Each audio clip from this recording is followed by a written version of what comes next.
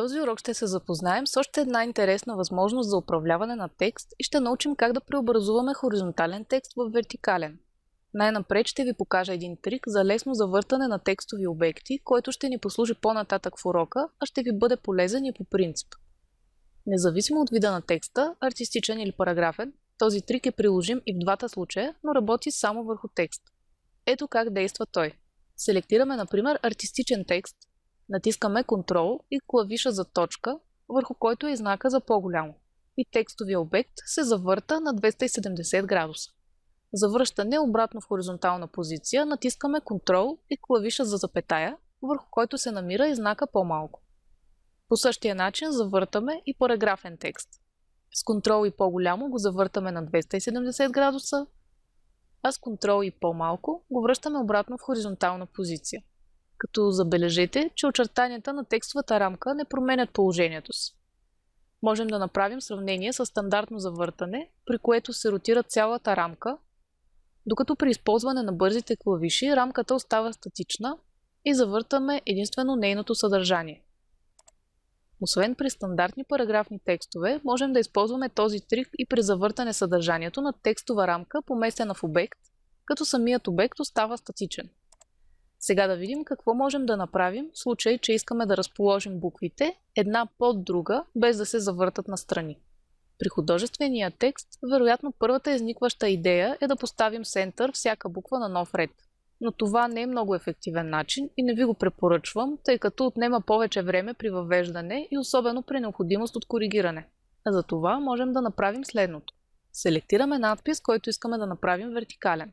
С Ctrl и точка или знака по-голямо го завъртаме на 270 градуса.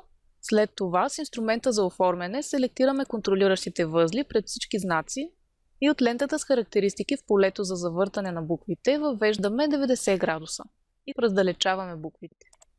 Този метод до някъде може да ни свърши работа, като единственият недостатък е, че буквите не могат да бъдат центрирани една спрямо друга. Ако предпочитате да използвате този начин, но искате да центрирате буквите, можете да разделите надписа на отделни букви, които вече като самостоятелни обекти могат да бъдат подравнявани.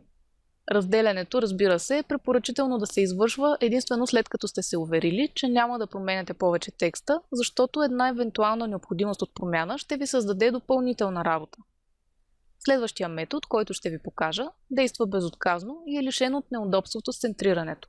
Сега ще видите как само с няколко щраквания на мишката преобразуваме хоризонталния текст в вертикален. За целта ще ползваме артистичен текст. С инструмента Freehand изчертаваме вертикална линия, като придържаме клавиш Ctrl, за да не се получи изкривяване. След това с десен бутон издърпваме и пускаме текста върху линията и с Fit Text to Path го прилагаме към нея. Накрая сменяме ориентацията на текста, като избираме последната опция. Остава само да раздалечим буквите с инструмента за оформяне, като използваме страничната ръкохватка с форма на рибка, а не долната, тъй като след прилагането към линията позициите им са разменени. След това, по желание, можем да премахнем очертанията на линията, към която е приложен текст. Така направения вертикален надпис е препоръчително да оставим приложен към пътечката, докато работим на дизайна, за да можем бързо и лесно да изпишем друга дума при необходимост. И едва след като решим, че няма да правим повече промени, с Ctrl и K можем да разделим двата обекта и да изтрием линията. По същия начин преобразуваме в вертикален вид и многоредов текст. За целта ще са ни необходими повече на брой водещи линии за вертикалните редове.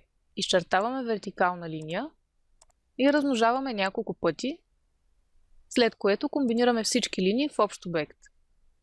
Ако използваме параграфен текст, като го приложим директно, по-нататък ще се сблъскаме с редица неприятности, затова е препоръчително първо да го конвертираме в артистичен с Ctrl и F8. След това го издърпваме с десен бутон към линиите и го прилагаме с Fit Text to Path. Накрая променяме ориентацията на текста. С инструмента Shape раздалечаваме буквите.